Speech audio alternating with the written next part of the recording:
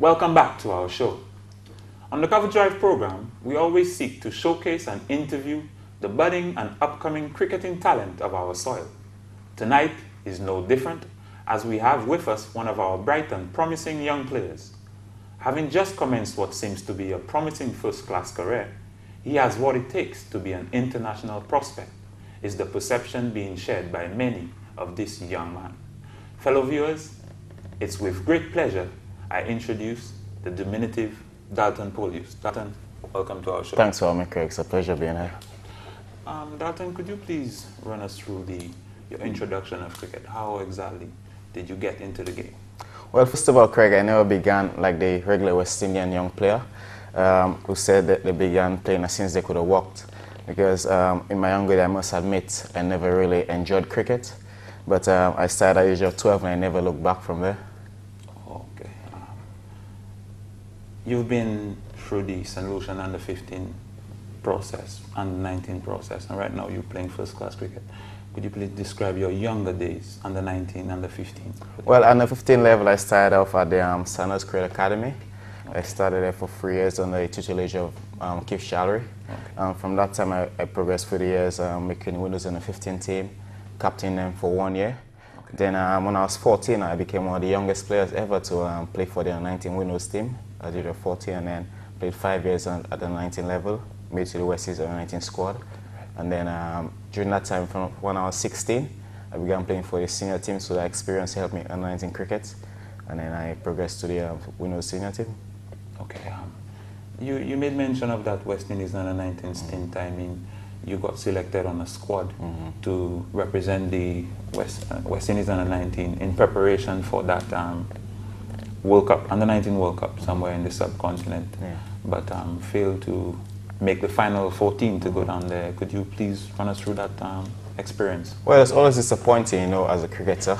You know, you wanted to do well and wanted to represent West Indies, you know, especially a World Cup of such a big tournament. But, you know, you just have to look back and just look back on what you did badly, work on your mistakes. And I think it made me a really stronger cricketer mentally, and made me look back and know that I have a lot of work to do to reach where I want to. So it had its pros and cons, to be honest. Okay. Dalton, you had a stint in England. You did some academic pursuits up there. I would imagine, of course, that you'll be playing some cricket as well during that time. How was it? What was the experience? Well, first of all, it was a funny thing because the tour in Woodhouse Grove School came to St. Lucia on one of the tours there by Sports Tourism Tours. I played them in February 2007. I can remember that day very well. And I was never meant to play the game. I just came to school as normal, and then just went to play the game, did well against them. And then they declared some interest in having me to come over on a cricket scholarship, which was the first they've ever done. And I went there for 2 years. It was a private boarding school. This means you sleep in the school on the campus. Okay. It was a really good experience for me, you know, fending for home, living so far away from home. Having to do your own washing and stuff because your mother's not there. So, you know, it's been a really good experience for me mentally and physically. And, you know, also my cricket, because adapting to different conditions helped me with my technique, and having such great facilities at the school really helped me. Okay. England, of course, being a different atmosphere. Ball moves around a lot. I guess your technique would have been improved or somewhat tested in such conditions. Could you please run us through that? Oh yeah, definitely, because as I began, as a coach you said, I was playing like a West Indian, you know, playing a bit too many shots, especially early in the season where it's quite wet and the ball moves around mostly. True. So, you know, at the time I would temper my aggression a bit more. Start living a lot outside the off and playing a lot later, which is quite important in playing in England. So it really helped me a lot with my technique. Okay.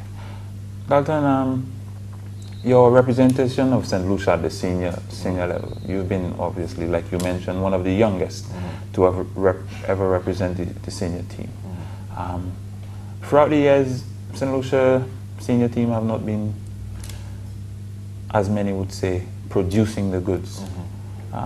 Perhaps you have any recommendations, any reasons for such underperformance? Well, I think it first comes down to preparation. Because I think at this level, preparation is key. And I think that the time given for us during preparation is not enough.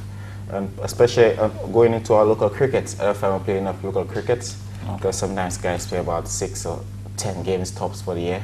I think it's not good enough because we bless the good weather, and then even in England play, they have such difficult weather, different weather conditions, and they play, like I went there last season, I played 34 games in about 5 months. And we bless good weather all year round. I think that they should be made more effort to play a lot more cricket, which will help our players, learn the game a lot more, and also go them better. And also during the national preparation, I think that our national team should be prepared a lot longer, so the guys can gel a lot longer, and then also just work on the skills, which will help us prepare and do well in these tournaments.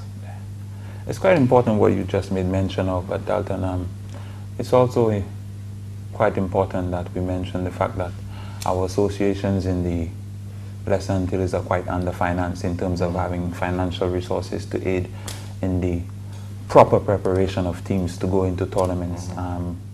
Perhaps you think that would be a proper excuse for the underperformance of the team, being that there are not enough financial resources to actually bolster proper preparation for teams? No, I wouldn't think so. I think although the association is responsible for preparing the teams, but I think it goes down to our players also, how seriously do they want it.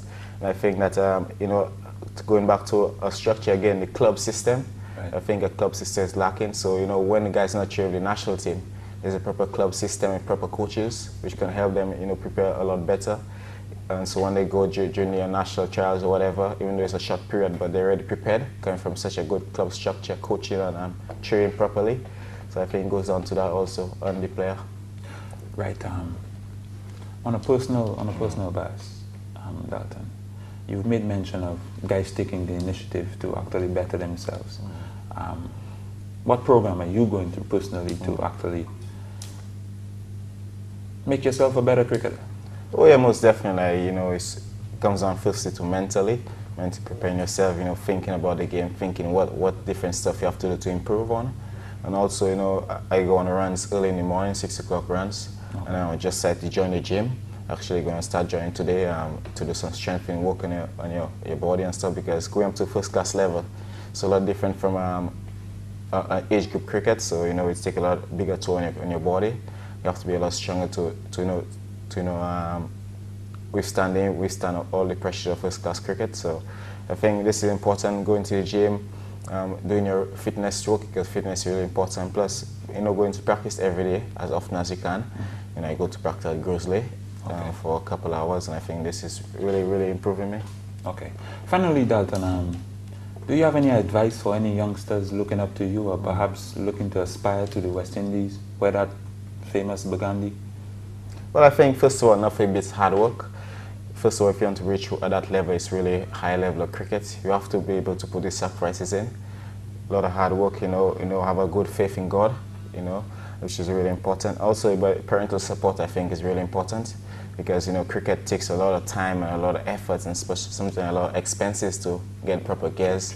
So I think that parental support, working hard in your game, making a lot of sacrifices, because sometimes you can't have a game on a weekend and be going out on Friday, It's not really ideal. Yes. So I think that all this stuff, discipline, hard work, motivation, and parental support is really important. So I think any young cricketer looking to reach at the highest level has to work hard, and then just believe in himself, because if you don't believe in yourself, no one will. Okay, folks, on that note, we need to take a commercial break at this point in time. We'd like to thank the diminutive Dalton Polius for joining us. Thanks for joining us on Cover Drive, Dalton. Thank you very much. It's been a pleasure.